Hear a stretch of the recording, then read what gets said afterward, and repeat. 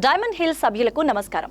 ఏ ఎపిసోడ్లో వార్తలు కాదు, ఏదో defamation suit and police case అని ఒక లెటర్ విడుదల చేశారు మన ప్రెసిడెంట్ గారు.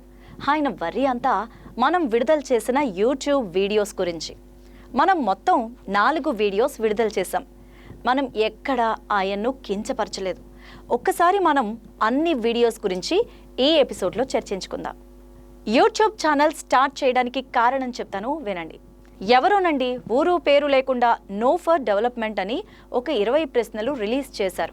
దానిని పెన్నిధిరావు గారిచే 3/5/2023న 29 పేజీలు డి హిల్స్ ప్రో లీగల్ పీడిఎఫ్తో ఒక క్వశ్చనరీ రిలీజ్ చేశారండి.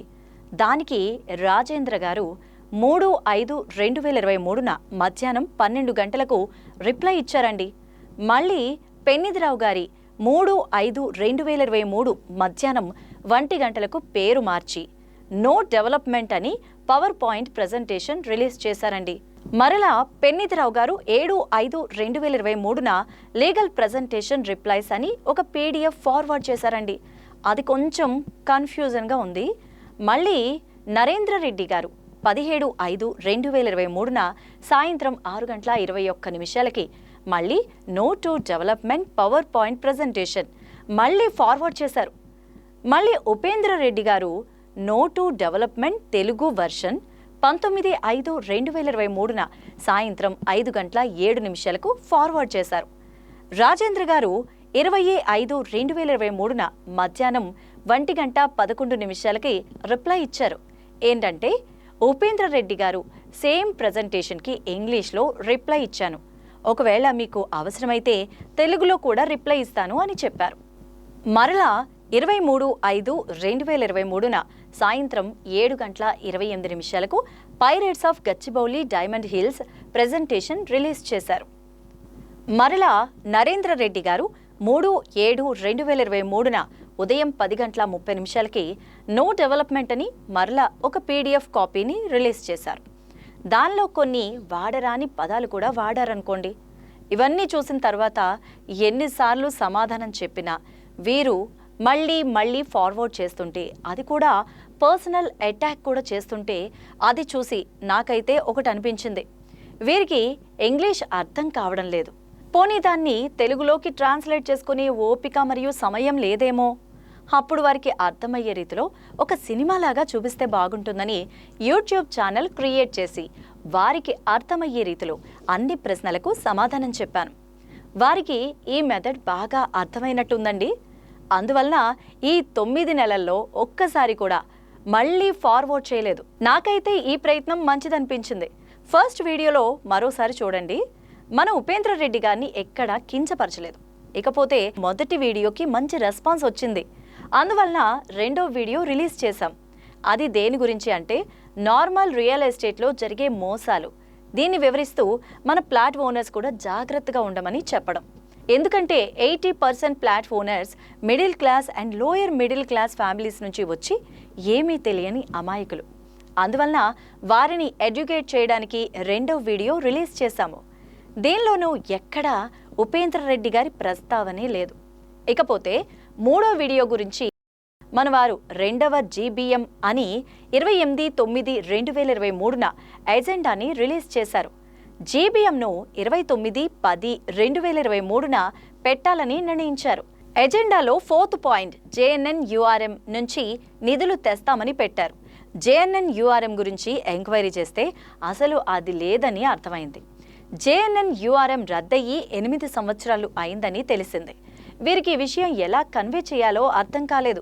ఈలోపు జీబీఎం పెట్టేసి, మినిట్స్ ఆఫ్ మీటింగ్లో పెట్టేసి, గవర్నమెంట్ రిక్వెషన్ ఇచ్చేసి, గవర్నమెంట్ అయినా JNNURM లేదు కదా అని ఫండ్స్ ఇవ్వకపోతే మనవాళ్ళు JNNURM ఫండ్స్ ఇవ్వడం లేదని కోర్టుకు వెళ్ళినా వెళ్తారు.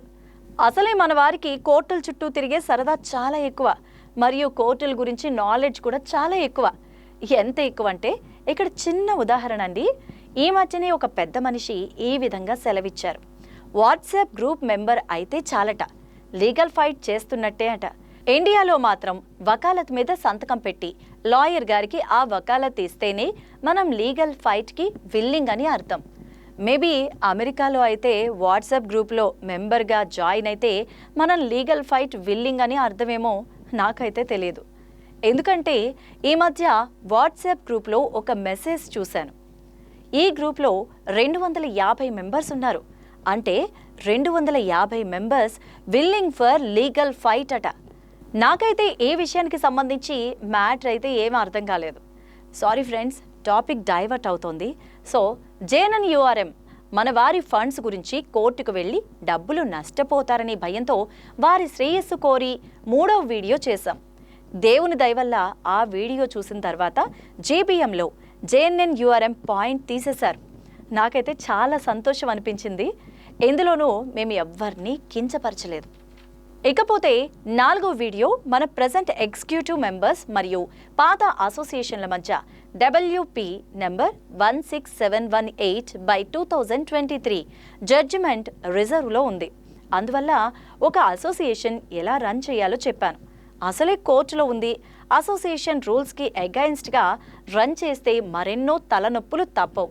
అందువల్ల ఒక అసోసియేషన్ ఎలా రన్ చేయాలో ఈ వీడియో ద్వారా వివరించాం. అది కూడా మన వారికి మేలు చేద్దామని 4వ వీడియో పెట్టాం. దీనిలోనూ ఎక్కడా ఉపేంద్ర రెడ్డి గారి గురించి మాట్లాడలేదు. చివర 5 నిమిషాలు ఆయన గొప్పతనం గురించి చెప్పాం. ఆయన ఆస్తి థర్డ్ పార్టీ సెటిల్మెంట్ చేసుకొని మన డైమండ్ హిల్స్ దాని గురించి లీగల్ ఫైట్ చేస్తున్నారని చెప్పాం. ఇదేమీ తప్పు కాదే, ఇది వాస్తవమే. వీడియోల్లో వాస్తవాలు చెప్పుకోవచ్చు. సార్, ఇందులో ఎక్కడా డిఫామేషన్ చేసినట్లు ప్రూఫ్ లేదు. మీరే ఇంకా పాత అసోసియేషన్ మెంబర్స్ని అనరాని మాటలో అంటున్నారు కూడా. పోనీలే, ఈ లెటర్ని వదిలేద్దామంటే డాక్టర్ రవీంద్ర గారు DHTSలో ఆయన అనుభవం గురించి మనకి చెప్పారు. ఆయన అనుభవం అది విన్న తర్వాత వీరు చిత్తూరు జిల్లా రాజును పాపం ఏమైనా చేస్తారేమో అని భయం వేస్తోంది. అసలే ఆంధ్రాలో ఎలక్షన్ టైం. చిత్తూరు జిల్లా మోస్ట్ డేంజరస్ ప్లేస్. రవీంద్రనాథ్ గారు DHTSలో ఆయన అనుభవం గురించి తెలియజేశారు. దాని గురించి చర్చించుకుందాం. కోర్టు కేసుల గురించి డిస్కషన్ వచ్చినప్పుడు కోర్టు ఫీజుల గురించి డిస్కషన్ వచ్చింది. కోర్టుకు సంబంధించి అడ్వకేట్ ఫీజులు మొదట్లో పెద్దగా ఉండవు. ఆర్గ్యుమెంట్ స్టేజ్లో చాలా ఎక్కువగా చెల్లిస్తూ ఉండాలి. ఆ డిస్కషన్లో రవీంద్రనాథ్ గారు ఎవరికైతే అద్దెలు వస్తాయో వారు అడ్వకేట్ ఫీజులు ముందర చెల్లించి వారు చెల్లించిన డబ్బులు ప్లాట్ ఓనర్స్ నుండి తరువాత వసూలు చేయండని ఒక ప్రపోజల్ మాత్రమే పెట్టారు.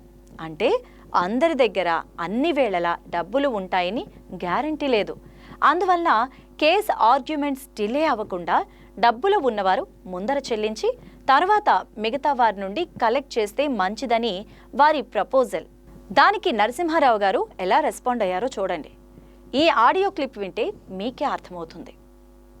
హలో, చెప్పండి సార్. రవీంద్రనాథ్ గారండి? అవును సార్, అవును సార్. నేను నరసింహారావు మాట్లాడుతున్నాను. ఇంత ముందు కూడా మీతో మాట్లాడేట్టున్నారు. సాయిబాబు గారి నెంబర్ ఇచ్చినప్పుడు వైజాగ్ లో డాక్టర్ అన్న మీరు? అవును సార్. ఇప్పుడు ఒక్కటి రవీంద్రనాథ్ గారు, మీరు పెడుతున్న పోస్టులు ఇప్పటి వరకు నేను మాట్లాడలేదు. ఎందుకంటే మీరేదో మీ ఇష్టం వచ్చింది పెట్టుకుంటున్నారు, దానికి సంబంధం లేదు, మీ ఇష్టం అనుకున్నాం. ఇప్పుడు రెంటల్ గురించి ఇప్పుడు ఏదో ఇందాక పెట్టి ఏదో మాట్లాడారు. మీ రెంటల్ కోర్టులో జమ చేస్తారని మాట్లాడుతున్నారు. అసలు మీనింగ్ ఉందండి?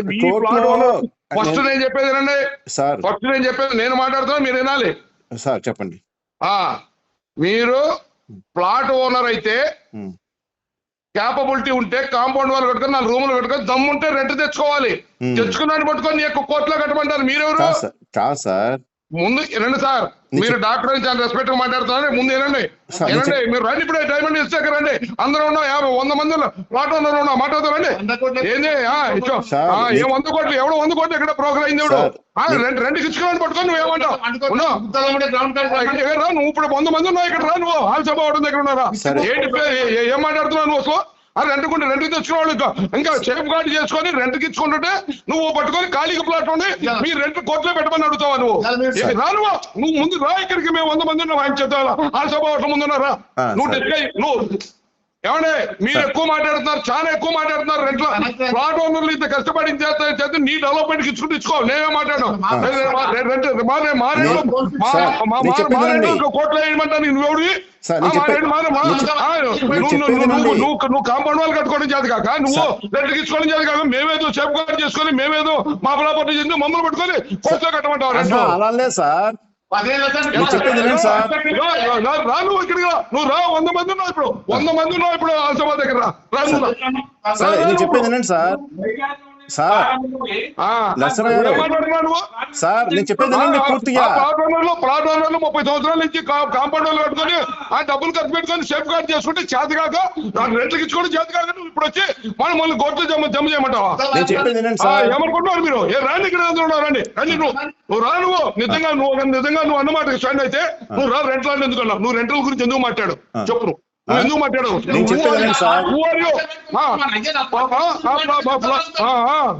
సమాచారం ఎంతమంది ఉన్నారా? ఏమనుకుంటున్నారు మీరు? ఇష్టం తప్పు కదండి, తప్పు కదా. మీరు ఏమాట్లాడేది? రెంట్ల గురించి మాట్లాడుతూ నీకు ఏ హక్కు ఉంది? రెంట్ల గురించి మాట్లాడే హక్కు నీకుందా? నీ సేఫ్ గార్డ్ చేసుకో. నువ్వు డెవలప్మెంట్ ఇచ్చుకుంటూ ఇచ్చుకో. రెంట్కి ఇచ్చిన వాళ్ళ మీద కామెంట్ చేయడం ఏంది? నువ్వు ఎందుకు కామెంట్ చేశావు? ఏ తమాషా అది ఏంటంటే ఆల్సభా దగ్గర ఉన్నానండి. రండి ఇప్పుడు రండి. ఇప్పుడు కాదు, వైజాగ్ లో ఉన్నాను. నేను ఎలా వచ్చేది వైజాగ్ నుంచి అక్కడికి? రేపు రండి, రేపు రండి. రేపు పొద్దున నాకు అవసరం ఏంటి? నాకు అవసరం ఏంటి? రావాల్సిన అవసరం వచ్చింది. నాకు అవసరం ఏంటి సార్? ఇందాక నుంచి ఉపేంద్ర రెడ్డి గారు నేను ఫోన్ చేస్తున్నాము, ఎత్తట్లేదు. నువ్వు ఇప్పుడు వచ్చావు. ఇప్పుడు ఇది నా నంబరు. ఈ నంబర్ ఇంతమంది నా ఫోన్ రాలా. 100 కోట్లు ఎందుకు పెట్టావు? 100 కోట్లు ఎందుకు పెట్టావు? నువ్వు ప్రోగ్రామ్ 100 కోట్లు ఎవరు దిగాడు చెప్పు. చూపించొచ్చి నువ్వు రాముంది ఇక్కడికి 100 కోట్లు అన్నావు. ఇప్పుడు రెంట్ ల్యాండ్ గురించి మాట్లాడుతున్నావు, కోట్లో కట్టమని. రెంట్ ల్యాండ్ గురించి మాట్లాడే అర్హత నీకు ఎక్కడుంది? రాము ముందు రాము రేపొద్దున సరే ఓకే రైట్.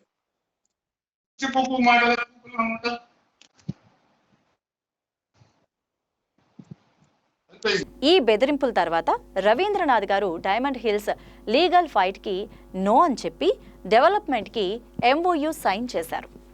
ఇది ఒక యథార్థ సంఘటన. దీని తర్వాత డాక్టర్ రవీంద్ర గారు వీరిని చూసి భయపడి ప్లాట్ డెవలప్మెంట్ ఇద్దామని నిర్ణయించుకున్నారు. ఇలాంటి బాధితులు డైమండ్ హిల్స్లో చాలా మంది ఉన్నారు. చిత్తూరు రాజు, రవీంద్రనాథ్ గారు లాంటి బాధితులకు మేలు చేద్దామని ఈ యూట్యూబ్ ఛానల్. మన వాట్సాప్ నెంబర్ రాజుగారి విషయంలో అయితే లోకల్ పోలీస్ స్టేషన్లో కేసు రిజిస్టర్ చేస్తామనుకోండి. ఎలక్షన్ టైం కదా, పోలీస్ వారు చాలా బిజీగా ఉంటారు. కనీసం ఎలక్షన్స్ అయ్యే వరకు అయినా రాజుగారి మీద ఎలాంటి అఘాయిత్యం జరగకూడదని ఆ పరమాత్ముని మనసారా కోరుకుందాం. ఒక చిన్న మూవీ క్లిప్. నీ అయ్య పేరేంద్రా? నాయనా బిడ్డ నా పేరు చెప్పు. యాదగిరి. ఏమ్రా యాదగిరి? దొరా. కండ్లు నెత్తికెక్కినాయిరా? దొరా. ఆడు నీ కొడుకేనా? చెప్పవేంద్రా? అవును దొరా, నా కొడుకి. పోరగాన్ని బడికి పంపించి చదువు చెప్పిస్తున్నావా? చదువుకొని ఏం చేస్తాడు? దొర మీద తిరుగుబాటు చేస్తాడ్రా? చెప్పరా, చెప్పు. భూమికి జానెడు లేవు, నా ముందే తెల్లంగి దొడుగుతావురా? రేయ్, ముందా బట్టలిప్పేరా. దొరా, తప్పైంది. మన్నించు దొరా, మన్నించు దొరా. నీ కాల్ముక్త బాంచన్. సరేతి, ఆడంగి ఊడదీసి గిత్తల పేడదీపి. గట్లనే దొరా, గట్లనే. నీ కాల్ముక్త బాంచన్. రా కొడుక. నాయనా రా. నేను బడికి పోతాను. అంగిరమ్మ, అంగిరు. నా మాటిని దొర కోపం పడతారు. అంగిరు బిడ్డ. చదువుకుంటాను నాయనా. నాయనా బిడ్డ. అంగిప్పదు నాయనా. పెండది. చదువుకుంటాను నాయనా. బిడ్డ పెండదిగే. दी बेटा जल्दी दी.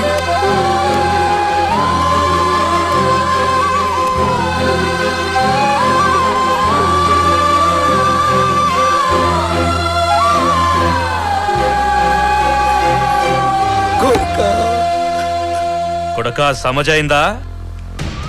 పలక బల్పం మర్చిపో, కట్టే కండువా తీసుకో. బడికి పోయి రాసుడు లేదు, నా గొడ్ల సావిడే. రా యాద్గిరి దొరా, దౌడు. గట్లనే దొరా, గట్లనే. రారి రారి రారి చల్.